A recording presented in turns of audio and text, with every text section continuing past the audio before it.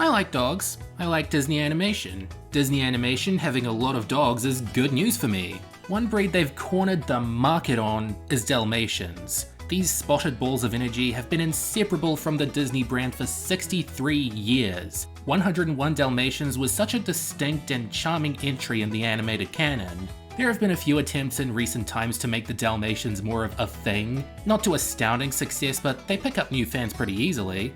This video will be all about the first animated series in the franchise, 101 Dalmatians the series.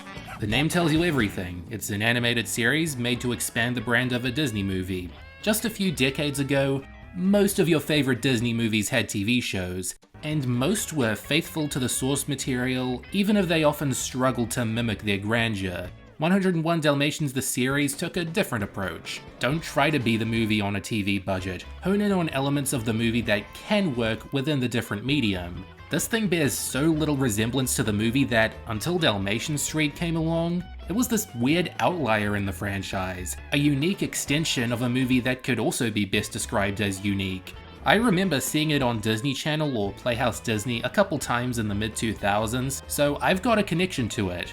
Not a strong one, but I'm happy to delve further into a childhood relic that I'm fortunate was still airing in my childhood, or else it would have had a permanent place on the waiting list. To know more about this series, it pays to know more about the entire 101 Dalmatians franchise. It began in 1956 with the publication of a novel by English author Dodie Smith, a beloved children's book based on her and her husband's own experience owning 9 Dalmatians, and one of her friends telling her they'd make a lovely fur coat. That little insensitive comment turned into the striking villain of the novel, Cruella de Vil.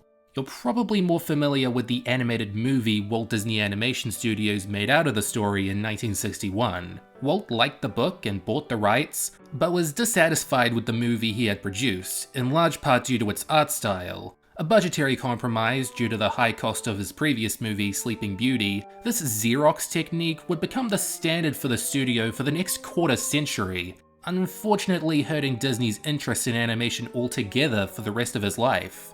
Regardless of his own thoughts on the final product, this became the most internationally recognized form of the story before long, even after Dodie Smith wrote her own sequel, The Starlight Barking, in 1967. It's a science fiction story where the Dalmatians meet aliens. Remember this, it'll be important. But anyway, the popularity of the Disney movie stayed high through the following decades, and once the 90s rolled around and they had more commercial success than in a long time, they chose to capitalize on the movie's nostalgia and recognizability. A live-action retelling starring Glenn Close as Cruella de Vil released in 1996, which they predicted would be a smash hit, smashing enough that a TV show based on the movie was already in production. But just in case the movie bombed, which it didn't, it was decided it would be a melting pot of all the previous forms of the story. It would feature a character only present in the books, largely share aesthetic similarities to the animated movie, and certain dynamics would be lifted from the live-action movie. And it would be set in America rather than England because they didn't already have enough creative liberty. In fact, those creators were Jim Jenkins and David Campbell, the creator and co-creator of Doug, as in the Nickelodeon series that had just become a Disney series after Jumbo Pictures was bought by them. Helping them in the executive producer positions were Bob Scanaway and Tony Craig, already established creative minds at Disney Television Animation, having already done Timon and Pumbaa. I know I usually start these histories with the creators, where they come from, and how they got the job, but this show is such a topsy-turvy chapter in the franchise that they wound up being the last pieces of the puzzle.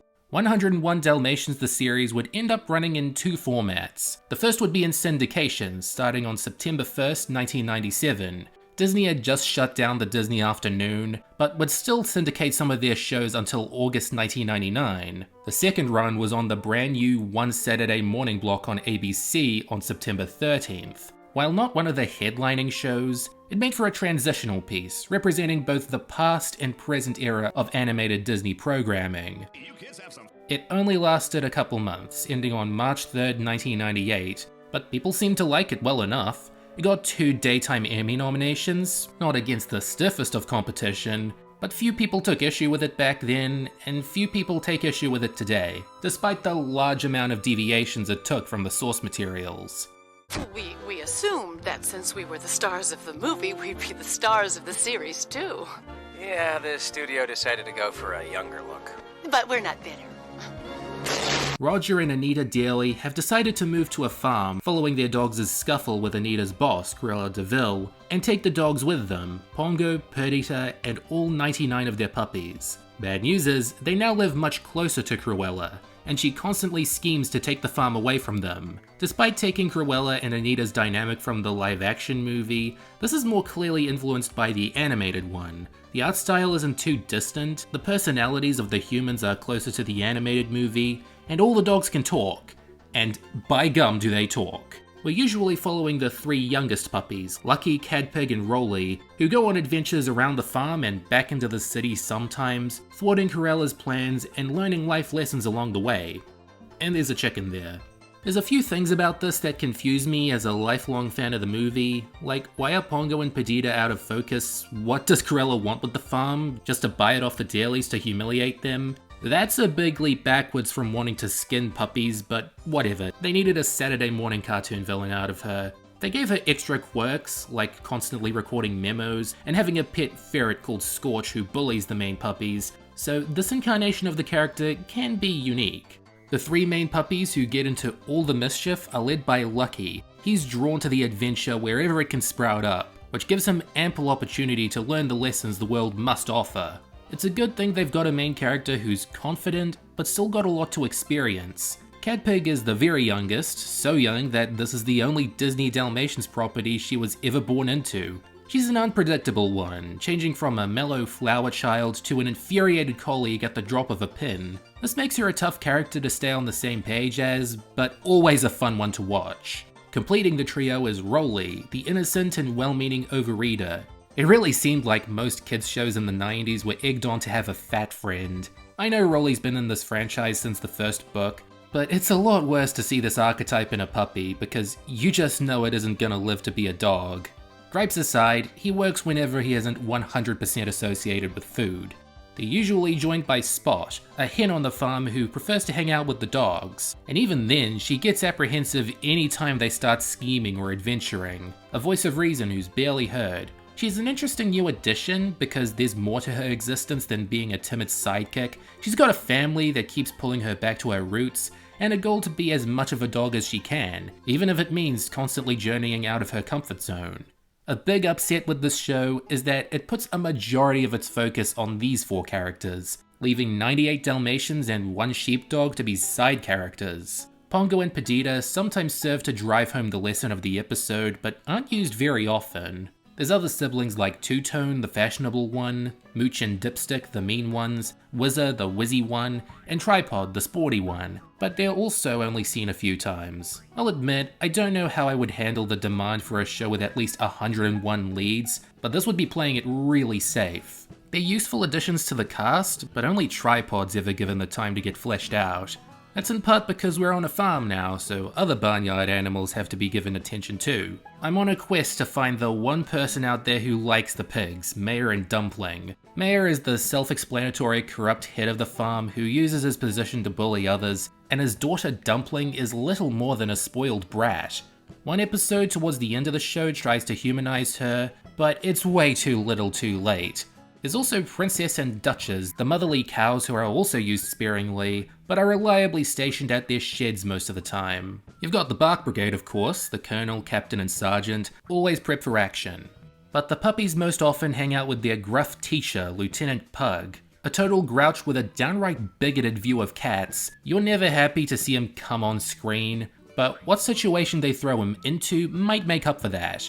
One of the puppy's less trustworthy contacts is Swamp Rat, a fast-talking rat in the swamp who always hopes to scam them. Fine as a villain once in a while, but that's enough animals for now. The Daly couple are given just as much of a characterization as in the original animated movie, but time has passed and their motivations are clearer. They could be the exact same incarnations, if not for the fact that they were given the same occupations as in the live-action movie. Roger's a game designer. Okay.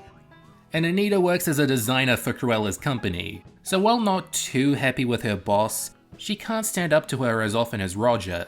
The caretaker nanny is still around, now given more farm duties, and she is practically the same incarnation because I don't think the live-action movie made any changes to her role. At the bottom of the totem pole, we've got Horace and Jasper, Cruella's incompetent henchmen. Wario and Waluigi over here take on a more bumbling and comedic role that was more pronounced in the live-action movie, which was a good fit, now making them the most bog-standard cartoon henchmen you can imagine.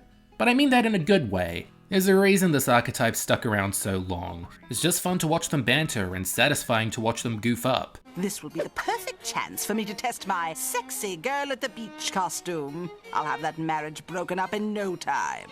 What are you waiting for? Inflate me! There's a lesson to be learned in 101 Dalmatians the series. Actually, there's multiple.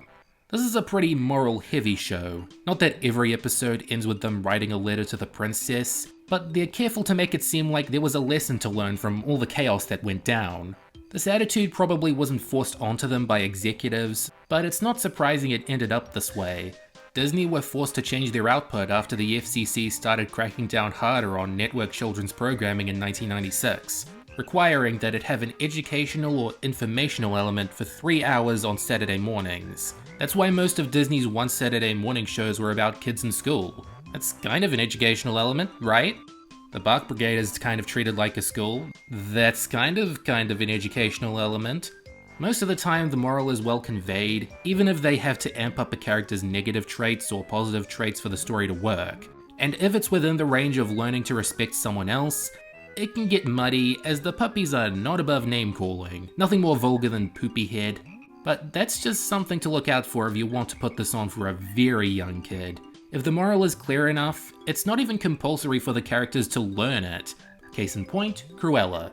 There's a lot of problems she could have saved herself or others by being a nicer person, but with the exception of one episode, she's always going to go back to her evil ways. Still, a point is made not to fake an injury or steal someone's identity, and that point is clear. This is one of those shows where the scope of the stories can vary wildly. It comes down to the scope of the locations already being quite varied. These dogs are not on a leash, so to speak. You watch a pretty basic episode like You Slipped a Disc, a basic adventure into Cruella's mansion, or Swine Song, a slice of life piece set exclusively on the farm, and you think you know what the show is about. But you aren't prepared for when they throw away their cares and do something unrealistic. It doesn't go from 0 to 100, there's a sliding scale of weirdness. So while early episodes tend to be quote-unquote normal, you'll still get space exploration, getting sucked into video games, cloning chambers, and I'm saving the best for last. I'm sure there may be some resistance to these wilder stories in some part of the viewer base, because of how strange it is that they're taking this well-established franchise in such a direction. But remember that sequel to the novel Dodie Smith wrote but Disney never adapted, The Starlight Barking? That also got pretty wild, much more so than you could possibly imagine. Take a minute to look it up and see what I mean. I have an inkling the creative team were doing the most they could to pay tribute to a facet of the franchise Disney never bothered getting in on, and that, to me, softens the absurdity of all this. It's animation talking time, and what I like about this show's art style is that, while variable from episode to episode, it's a style all its own. They did away with all the original animated movies' scratchiness and European influences, and went for something bold and thick. There's no mistaking the overall look is less tied to any specific setting. It can pull off anything it wants to, which works since, this show got pretty weird.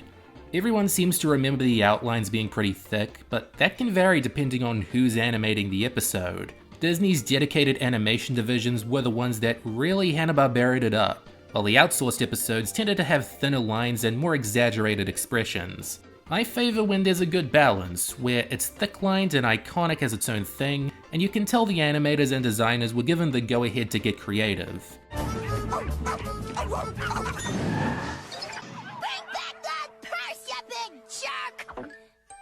I've really got to work on my underlying hostility. You want to know something weird about this show?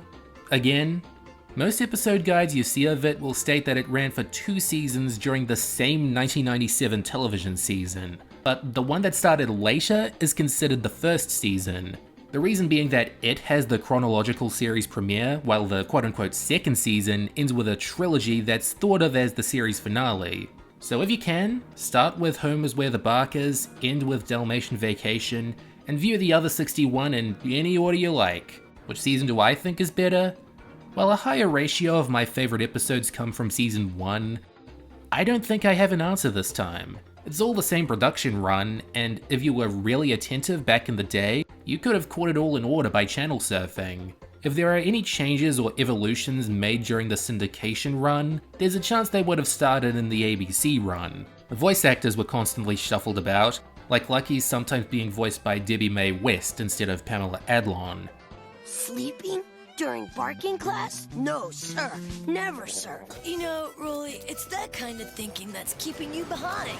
Neither did a poor job, but this is the sort of character that suits Pamela's range way more. I get why she ended up being unavailable for most of the latter half of the show. 1997 was a humongous year for her. Thinking back on the informational requirements for Saturday morning programming in this time, I wondered if ABC were picky to show the episodes with the most straightforward morals. Looking over what they chose to air, that seems to be the case. The morals in these episodes are so clear that they're visible in the description. Not just the moral of the story is don't lie, but some more useful ones like home is where your family is, don't meet your heroes, and don't go into space without your parents' permission. It's almost as bad as logging on to DisneyChannel.com without your parents' permission. While all the other One Saturday Morning shows aired 13 episodes this season, 101 Dalmatians the series was only able to air 12. Your guess is as good as mine to which episode from the syndication package they had a problem with. Hey, kiddo, come out of hiding! I am Drumstick, your fairy god chicken. Fairy god chicken? In person. 53 episodes aired in the first season of syndication, seeming to break the old 52 and 65 episode traditions. But that isn't the only thing they broke. What was also shattered were boundaries on what it means to be a DeVille. Her cousin is revealed to be a mad scientist who does experiments on animals, and her niece, Ivy, is just as conniving of a schemer. And I'm saving the best for last. This seems to imply that the DeVille family is naturally cursed or born to be evil. With a name like this, how could anyone not see it? I guess that naturally weakens the impact of Cruella's occasional nice moments, but not so much that you're not happy they happened, and that she can break free from her family's curse. You want to know the best thing about Season 2? It has 3 clip shows. One's sort of an in-between where they play old clips but aren't dependent on them, but the other 2 are straight up, we're gonna make a plot that'll be an excuse to reminisce about past adventures. To be fair, the one focusing on Horace and Jasper has a funny framing device that has a good payoff. I could have done without them repeating this bra moment, but it's not the clip show's fault. Leaving me with a less than ideal aftertaste was the finale movie, Dalmatian Vacation. The first 2 parts are so weird and contrived, with the revelation that the Daly's wedding was never legitimate, so they have to remarry, then they get torn apart, and the ways that happen are very cheap. Part 3 gets so weird, it starts to get more interesting, with the introduction of an alien cult in the middle of the desert that a goofy caricature of Jim Jenkins is a part of, and I'm just saying there's probably a reason John Travolta has never said anything nice about this show. Needless to say, I'm bringing it up here because I didn't think it fit onto either the best or worst list. So what's the best this show has to offer? Virtual Lucky is the video game episode, where Lucky and Cruella get trapped inside a game Roger's developing. Not one thing about the setup or the complications make any sense if you're a gamer, but you aren't coming to this episode for sense. You're coming to it for the sheer weirdness of the adventure. Mall pups looked at those big maps and malls and said, that's our lesson right there. The puppies run around a mall trying to meet Thunderbolt, but have trouble reading the map, never having gone to map reading class at the Bark Brigade. Whoever wrote this episode had a lot of, oh, just my luck. Hey Woody.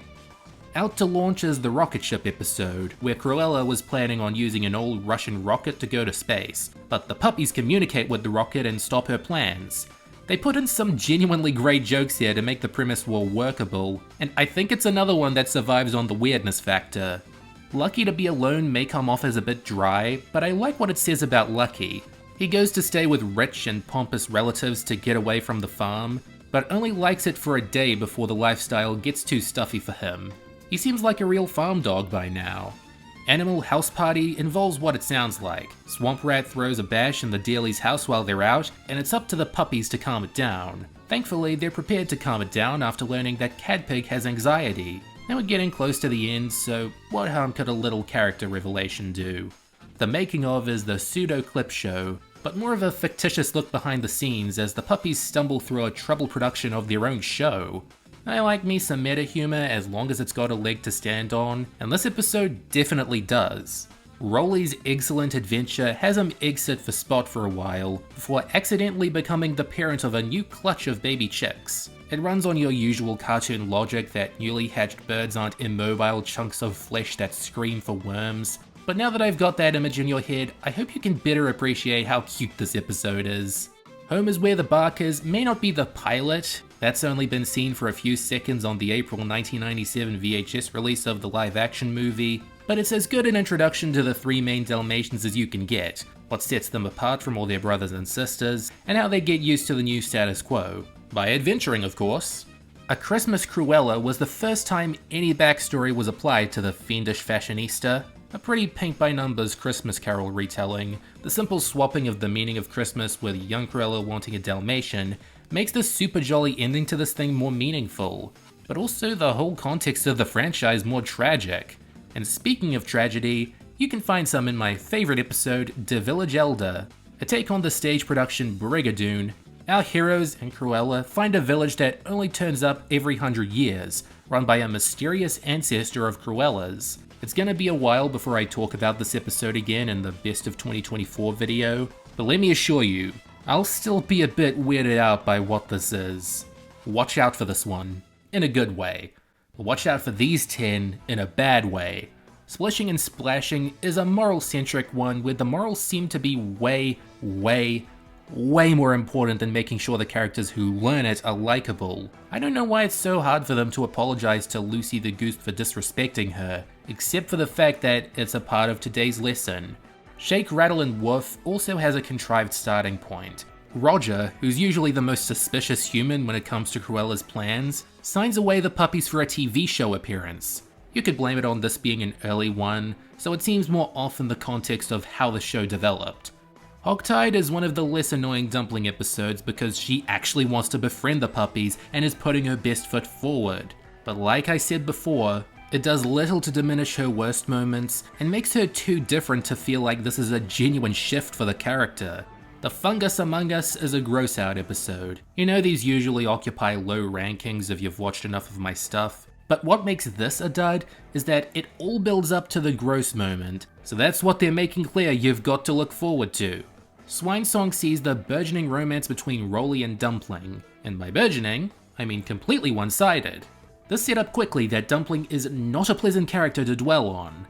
Poison Ivy introduces an interesting new DeVille, but it's a dumb old-fashioned new character does bad things, one or more people notice everyone else is none the wiser rinse and repeat plotline. Good Ivy gets punished in the end, but I had to sit through something that's usually so cliched and forced. Walk on the Wild Side is similar to a previous episode, Bad to the Bone, where Rolly gets in over his head in something and becomes a jerk. Here, he gets good at conning people, which is a lot harder to forgive than just wanting to be considered tough. Not impossible, but I'll always see this as the inferior take on the plot. On the Lam isn't that poorly handled as a big chase episode, but it feels like it ends with the message half finished. Lucky admits he broke Bark Brigade protocol to catch this guy. Fade to credits.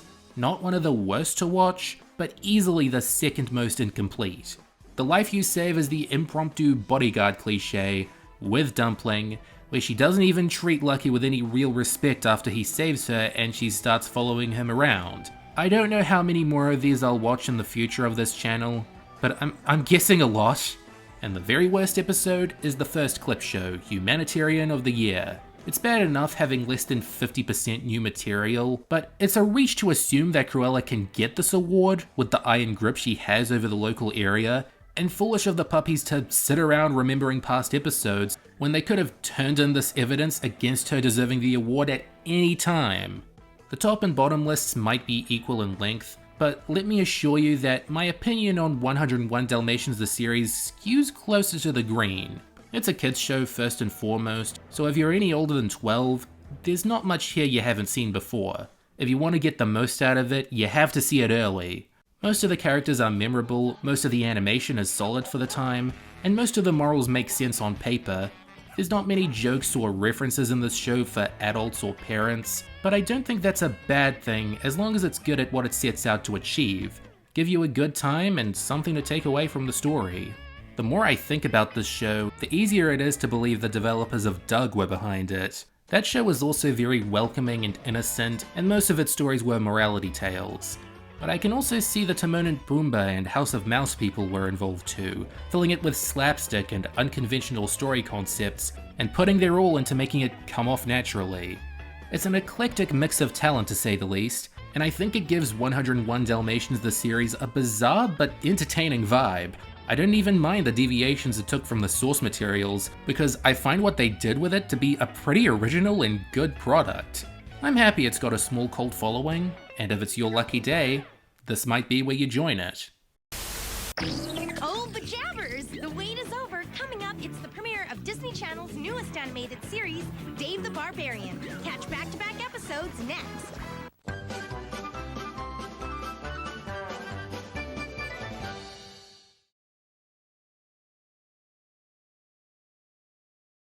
What you need is to put on a happy face.